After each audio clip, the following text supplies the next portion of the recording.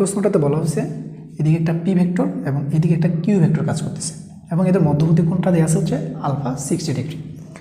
তো তোমাকে বলছে এই যে আলফাটা 60 ডিগ্রি দেওয়া আছে এটা কি সত্য নাকি মিথ্যা। সো প্রথম দেখায় তোমার কাছে মনে হতে পারে যে আলফার মানটা হচ্ছে সত্য, কিন্তু না, এই আলফার মানটা মিথ্যা।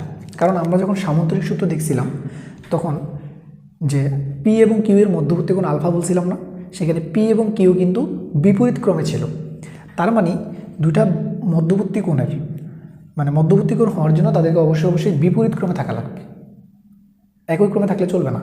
তাহলে বিপরীত ক্রমে মানে হচ্ছে পায়ের সাথে পা মিলতে হবে, মাথার সাথে মাথা মিলতে হবে। তুমি দেখো তো এই ভেক্টরের জন্য এটা কি পা, এর জন্য এটা কি মাথা, তাহলে দুটা কি একই জিনিস মিলছে না। তাহলে এখন আমরা করবোটা কি, তাহলে মধ্যবর্তী কোণটা হবে কত, তাহলে মধ্যবর্তী কোণটা হবে কত। তোমরা ভেক্টর শিফটিং পড়ছো, আমি গত ক্লাসে তোমাদেরকে পড়াইছিলাম মান এবং দিক ঠিক রেখে ভেক্টরকে এক জায়গা থেকে আরেক জায়গায় নেওয়া যায়। তাহলে আমি একটা কাজ করি, যে কোনো একটা ভেক্টরকে শিফট করি। সাপোজ ধরো এটাকে শিফট করে এখান থেকে এই জায়গায় নিয়ে আসলাম, তার মানে এইদিকে নিয়ে আসলাম। তাহলে এখন এই ভেক্টরটা এখানে চলে আসলো, বুঝতে পারছো, তার মানে এরকম। তাহলে এখন বলো এটা পি এবং এটা হচ্ছে কি কিউ, এবার তাদের মধ্যবর্তী কোণ এটা হচ্ছে আলফা, তাহলে এটা হচ্ছে কি আলফা, সঠিক আলফা এটা।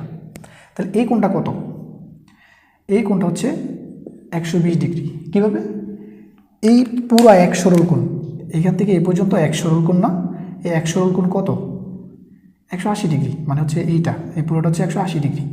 তাহলে এতটুকু যদি 60 হয় 180 থেকে একটু বাদ দিলে এটা কত হবে 120 ডিগ্রি হবে। ওকে।